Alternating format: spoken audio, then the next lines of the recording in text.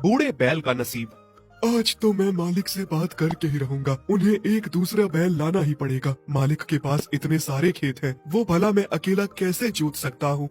बहुत समय से हरिराम के पास एक बैल था जिसका नाम चेतन है। चेतन बड़ा ही भला, शरीफ और सियाना किस्म का बैल था। जब वो जवान था तो सारी दुनिया के काम किया करता था। हरिराम उससे एक दिन में 10-10 खेत जुतवाने का काम लिया करता था। लेकिन समय के साथ ही अब वो बूढ़ा हो चुका था और वो पहले जैसा काम नहीं कर सकता था। हरिराम को तो बस उससे पहले जैसा ही काम चाहिए था, क्योंकि हरिराम एक बहुत ही लालची किस्म का आदमी था। उसे किसी की जान की परवाह नहीं थी। उसे तो बस अपना मतलब निकालना था, अपने खेतों का काम कराना था, अपनी फसल से मतलब था। उसे इस बात की चिंता बिल्कुल नहीं थी कि चेतन बेचारा बूढ़ा हो चुका है, वो अब पहले जैसा काम नहीं कर सकता। चल चल चेतन, तैयार हो जा, आज तुझे 10 खेत और जोतने हैं। नहीं मालिक, रहम करो मुझ पर, थोड़ा तो तरस खाओ। अब मैं पहले जैसा जवान नहीं हूँ, मुझसे 10-10 खेत नहीं जोते जा सकते। पहले जब मैं जवान था मैंने कभी आपसे किसी बात की शिकायत नहीं की, और लोग तो 2 बैलों को हल लगा के खेत जोतने का काम करते हैं, लेकिन मैंने एक ने ही आपका इतने खेत जोतने का काम किया है। अकेला हल खींच के पूरा दिन काम किया है, पर अब आपको दूसरा बैल मेरे साथ हल जोतने के लिए लगाना ही पड़ेगा।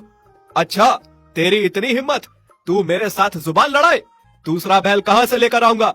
दूसरा बैल लाऊंगा तो उसके लिए अलग से खर्चा होगा, उसके दाने पानी पर भी, उसके चारे पर, उसकी सेवा में, हर चीज पर खर्च होगा। तू क्या कम खाता है जो एक दूसरा बैल को ले आऊं? अगर तू काम करता है तो फ्री का नहीं करता है, खाता भी उतना ही है। चेतन सही कह रहा है बाबा, आप खुद ही देखिए ना, वो कितने लंबे समय से हमारे घर का काम करता आया है। कभी उसने किसी बात की शिकायत नहीं की, लेकिन अब वो बूढ़ा हो चुका है, वो इतना काम नहीं कर सकता। आप पहले जैसा काम मत लीजिए बाबा, उसे भी तकलीफ होती है। अब हम ऐसा करते हैं बाबा, एक और बैल लेकर आते हैं, फिर वो बैल चेतन के साथ थोड़ी मदद कर लेगा। तू कुछ ज्यादा ही तरफदारी नहीं कर रहा है इस चेतन की? तुझे बोलने का हक नहीं है। जा जा, जो काम करने को कहा है पहले वो कर। चुपचाप जाकर खेतों में पानी लगा, मैं चेतन को लेकर आता हूँ। खेत जोतना है, बहुत काम पड़ा है बाकी। हरिराम के बेटे नीरज को चेतन पर बहुत तरस आता है, क्योंकि उसे सब पता था। वो सब जानता था कि उसके पिता बहुत गलत कर रहे हैं, लेकिन उसकी अपने पिता के आगे एक नहीं चलती थी। नीरज चेतन की मदद करना चाहता था दूसरा बैल लाकर, लेकिन उसका पिता नीरज को चेतन की मदद नहीं करने देता था। फिर खेत में हरिराम चेतन को एक हल लगाकर खेत जोतने लगा। जैसे तैसे चेतन ने एक खेत तो निकाला, लेकिन जैसे ही दूसरा खेत जोतने लगा उसकी टांगे कमजोरी से थर थर कांपने लगी। अरे मालिक, क्या कर रहे हो आप? आपको क्यों नहीं समझ आ रहा कि अब मैं इतना काम नहीं कर सकता हूँ? मैं बहुत कमजोर और बूढ़ा हूँ। देख चेतन, नौटंकी ना कर। अभी तक तो अच्छा भला चल रहा था, अभी रुक रुक के चल रहा है। चल, नहीं तो देख मेरे से मार खाएगा। अगर तूने ऐसा नाटक किया तो मैं कल ही तुझे कसाई को बेच दूंगा और अपने लिए एक नया बैल लेकर आऊंगा।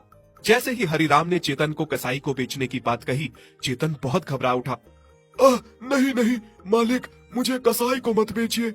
तो चल फिर, जल्दी चल, काम कर, अभी बहुत काम बाकी है खेतों में। खेतों में पानी लगा रहे नीरज को चेतन पर बहुत तरस आ रहा था कि उसके पिता चेतन के साथ कितना गलत कर रहे हैं। वो मन ही मन दुखी हो रहा था। कुछ समय खेतों में काम करने के बाद देखते ही देखते चेतन धड़ाम से खेतों में गिर जाता है और कमजोरी के कारण गिर के बेहोश हो जाता है। अरे, इसको क्या बीमारी पड़ गई? नीरज सुन, ये तो गिर गया है। जैसे ही होश आए आते ही इसे घर ले आना। नीरज चेतन को उठाने की कोशिश करता है।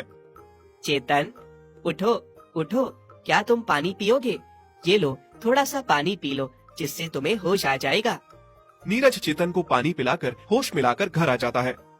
हाँ तो चेतन, इतने सालों में मुझे नहीं लगा था कि तुम बूढ़े हो गए हो, लेकिन आज सच में मुझे लग रहा है कि तुम बूढ़े हो गए हो।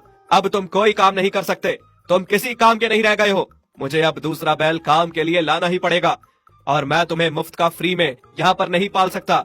मैंने तुम्हें बेचने की बात कर ली है। थोड़े दिनों में ग्राहक आता ही होगा और वो तुम्हें आकर ले जाएगा। नहीं मालिक, नहीं, रहम कीजिए मुझ पर, मुझे ना बेचिए। बस मेरे उन दिनों को याद करके मुझे रख लीजिए।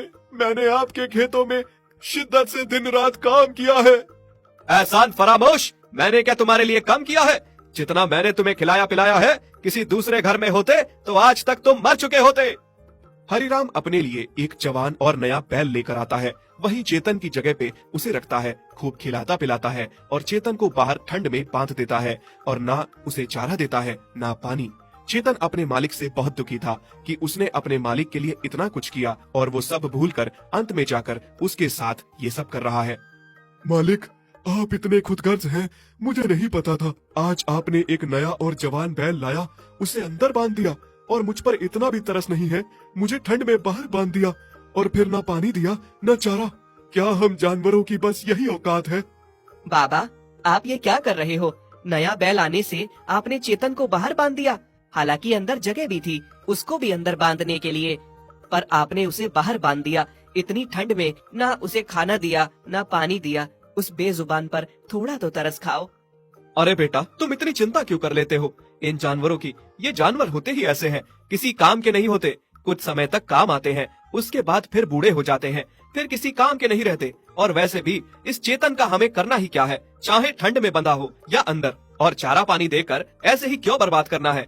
कल ग्राहक आता ही होगा, मैंने बात कर ली है, वो इसे ले जाएगा। अब तुम चलो, सो जाओ। इन जानवरों की इतनी चिंता मत किया करो, नए बैल को भी कल खेत में ले जाना है। नीरज अपने पिता की बातें सुनकर बहुत हैरान रह गया था कि कोई इंसान इतना खुदगर्ज कैसे हो सकता है। जिस बैल ने सारी उम्र उस घर के लिए इतना किया, अब वो उसके सारे एहसान भूलकर उसको मरने के लिए ठंड में छोड़ गया है। बाबा, अब मुझे ही कुछ करना होगा, आपको अपनी गलती का एहसास दिलाना ही होगा। नीरज ने अब सोच लिया था कि अपने पिता को उसकी गलती